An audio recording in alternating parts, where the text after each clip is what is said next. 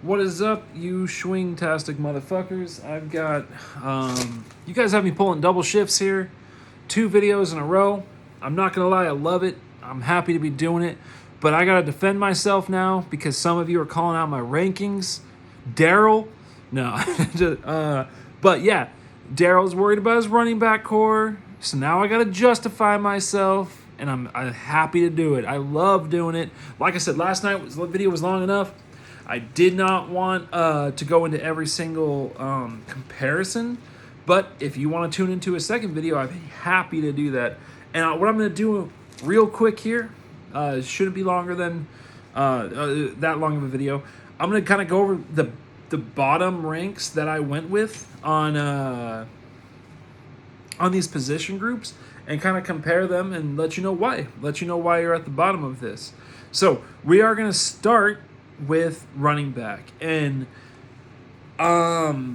who I had at the bottom of this running back list, I believe I didn't actually write down my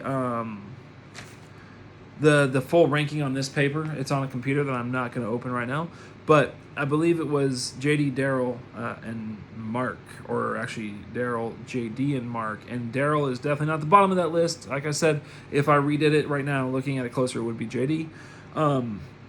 But here's why.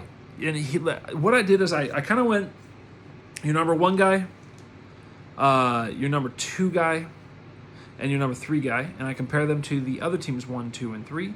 If it was kind of a mixed bag of results, then I looked at the overall picture. But so let's go. JD's or Daryl's number 1 guy, Aaron Jones, had a fantastic season. The dude had it was something, a lot of rushing touchdowns. It was over. I want to say it was around 16 or 17. I can't remember exactly, but he had a lot of rushing touchdowns, and that number will come down. Aaron Rodgers is known for throwing in the red zone. I do not trust Matt LaFleur. They brought in A.J. Dillon, who's a big back, kind of goal line type of guy. I think. I hope I'm right about that. I'm pretty sure A.J. Dillon's a bigger dude. And I believe that Aaron Jones' talent is there, but I have not trusted the Packers to use him the right way.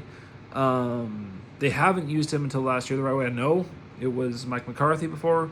Matt LaFleur gave him the chances, but I have to believe Aaron Rodgers and Devontae Adams are going to get more touchdowns than they had last year. Aaron Rodgers has traditionally been one of the best quarterbacks in the league in terms of passing attempts in the 10 zone and the 5 zone. So I just can't imagine a world where Aaron Jones's rushing touchdowns don't regress back to a more normal number, and that's going to hurt him a lot. So Aaron Jones is Daryl's number 1. Let's compare him to the number 1s of everyone else in the league. Okay, Saquon Barkley, mine, no question. Okay, Adam, Ezekiel Elliott, no question. I'm taking Zeke. Sean, Nick Chubb, harder because it is a PPR league, but Chubb is a monster and he defies he's a Derrick Henry type where you just pick them even though it's a PPR league. Bert, Dalvin Cook. I'll take Dalvin all day over you know who I'm talking about. Lucas, Christian McCaffrey. No, I mean he's not. He was the MVP of fantasy football last year. Steve, Derrick Henry. I'm taking Derrick Henry. So who does Daryl have who does Aaron Jones compare with as a running back 1? Well, that would be JD having Todd Gurley. Sorry, got a little something in my mouth here. That'd be JD having Todd Gurley. And I think I would rather have Aaron Jones this year than Todd Gurley. And Mark having Joe Mixon. Now, you give me Joe Mixon over the back half of the season, I'm taking Joe Mixon in that debate. If you give me Joe Mixon over the first half of the season, there's equally no doubt I am taking Aaron Jones there. So let's look at the next player from Mark, okay? So then Daryl drops down to either David Montgomery or David Johnson as his second running back. Mark, on the other hand, drops to Chris Carson, who I would much rather have. I would almost If I knew Carson was healthy right now, like fully healthy, I might even want him over Aaron Jones. And it's a little nuts, but that's what Seattle does. They run the ball. So Mark with Mixon and Carson, I like more than Aaron Jones and either David Montgomery or David Johnson. Now, Darrell has both of those guys, so who does Mark have after that is Ronald Jones. Now, Ronald Jones has been a steaming pile of shit for like basically 2/3 of his current NFL time, which has been 2 years. So for over those 2 years, Ronald Jones has given us about half of a season of being a reliable starter. And I think that's only going to go up right now. I don't care about Shady. Shady means more to Dare Ungumbawale losing touches than he does to Ronald Jones losing touches. And I think Keyshawn Vaughn has his role in this offense, and I don't think it has anything to do with Ronald Jones's role in this offense. I think Ronald Jones is a reliable 2-down back right now. David Montgomery and David Johnson may be reliable 2 to 3 down backs, but they have not shown any ability that I can trust at this point. Opportunity is important, of course, in fantasy, but so is talent. And I think that David Montgomery and Ronald Jones may equally be untalented, but they have somewhat equal opportunities, really good opportunities. And I think overall I'm taking Mark's running backs there, okay? So that's what there is there. With JD, I think is the place where Darrell is not the worst team in the league for running backs, because JD has one of those rosters with Gurley and Gordon, Melvin Gordon, where he could have 2 fantastic starting running backs. But after that, Gio Bernard, Carlos Hyde, Jalen Richard, Royce Freeman, and Shady McCoy. And I just don't think you can start any of those players on a weekly basis and feel any form of confidence. So really, Darrell, JD is at the bottom for me in terms of running back cores I would take, then Darrell, then Mark. Then after that, I have Phil. And that's Phil, when you look at his top 2, Alvin Kamara, I would totally take over Aaron Jones. I would totally take him over Joe Mixon and Todd Gurley, no question. His second running back that it shows on his depth on his team is DeAndre Swift. Really tough sell for me at this point. I'd rather have Chris Carson for sure than DeAndre Swift. When I'm looking at JD's team, I would rather... I'd rather have Melvin Gordon than DeAndre Swift right now. That's a tough one for me to stomach saying. And looking at Darrell's team, I would definitely rather have... I don't want to say this, but David Montgomery or David Johnson over DeAndre Swift right now. So I get it. Phil's team. But to me, Alvin Kamara is so much better, so much more desirable to have than Aaron Jones. And it's Phil's third running back, though. He comes in with Kareem Hunt, who I think is a weekly starter.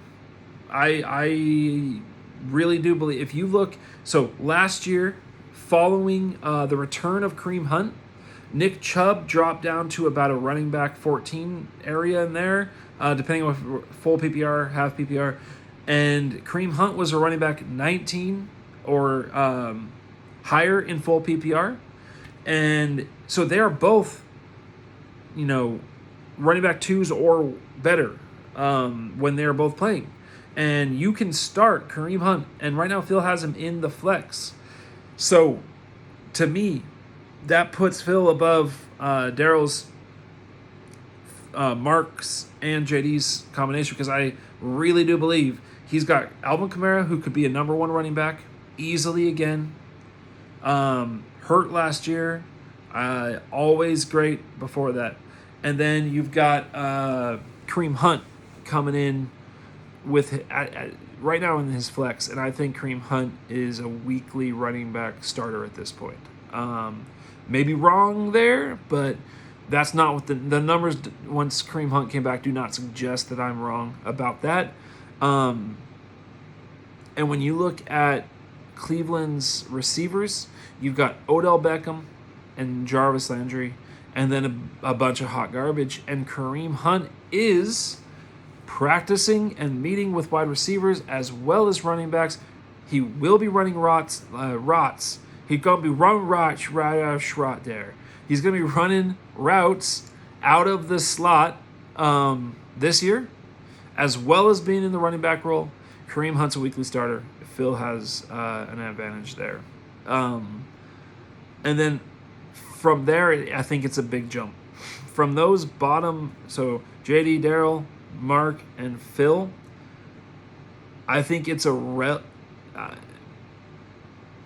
relatively big jump to the next guy in either Lucas or Adam. Lucas has Christian McCaffrey, which is enough to raise an entire running back group up out of the depths. Lev Bell, I do not trust the Jets. I think they're going to be better at offensive line this year. And then Leonard Fournette, who just has too much workload to not be really good. So Lucas is up there. And CMC does most of that damage. Adam has Ezekiel Elliott, James Conner, and Kenyon Drake. Those are 3 week-in, week-out starters. Conner is obviously the least certain. But I cannot be more high on Kenyon Drake and his outlook for this year. He is perfect for that offense, and I am very, very in on him. And this is why I believe this is Adam's strongest unit by far is his running backs. And then after that, I'm trying to remember now off the top of my head. So we've got Daryl, JD, Daryl, Mark, who could be, Mark, Phil, Adam and Lucas in there somewhere. So now we're up to number 7, who I think was I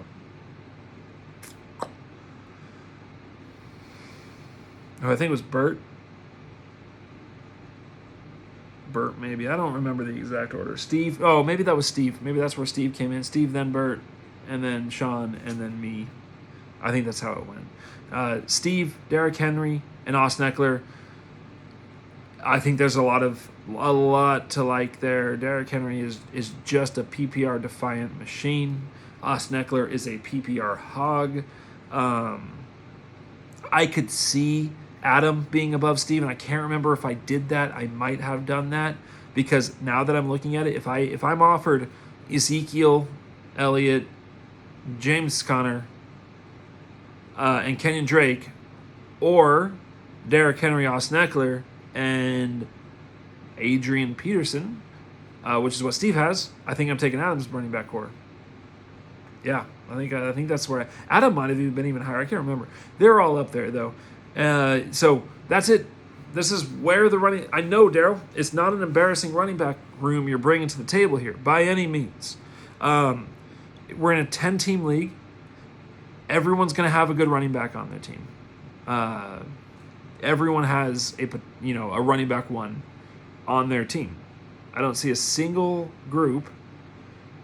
Mark is the closest because Joe Mixon could easily disappear. And JD, I think, is the most in peril of not having a running back one on their team. But, your running back room is good. It's not a terrible room, but comparatively, it's down at the bottom of our league. So, that's the running backs. That's a little deeper look at the running backs. That's where I'm going to stop tonight. I appreciate the feedback from you guys. I appreciate the interest and the argument, and I would love to hear your rankings. I would love to see you guys go through the process and tell me what you see and tell me who you would take. You could do we could do a show if anyone wants to. I've already given mine, so I could just play a little host action. Justifications are great. I love giving them, which is why I did the show. I'll do wide receivers another day to kind of explain where these points came from, where these rankings came from. But don't forget that even once I put the rankings together, I went with my heart picks. Because of the overall picture. Again, Lucas was way too low. Way too low for me.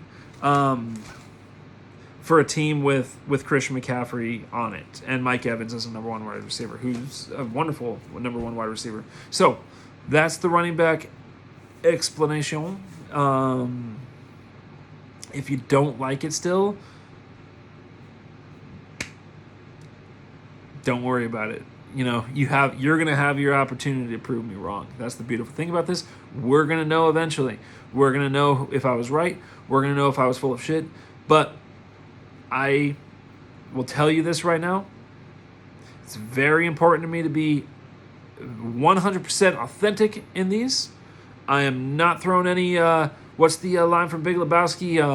The Germans, the nihilist. No funny stuff. No funny stuff. So, yeah, no funny stuff from me with these. If I rank myself number one, it's because I truly believe that's the best unit. I rank myself lower on tight ends. I rank myself a little bit lower on quarterbacks. If I rank you low, it's no funny stuff. So, when I like to look a swing in the eye and, be honest with it, be straightforward with it. So,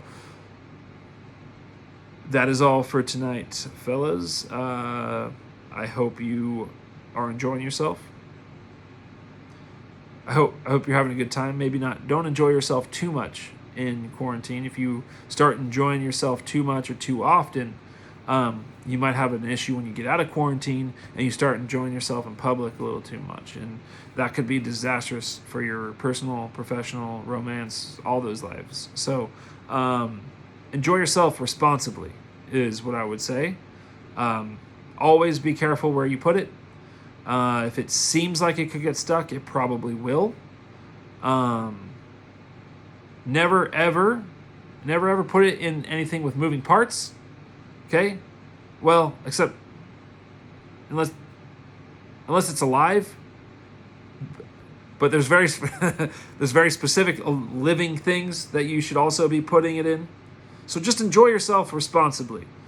And maybe just enjoy yourself, not let something else enjoy yourself, unless it's, someone, a consenting adult would be, whatever, from there, you can take it wherever you want. But let's make a standard of that for our league, okay? And as always, may the swing be with you and more titties.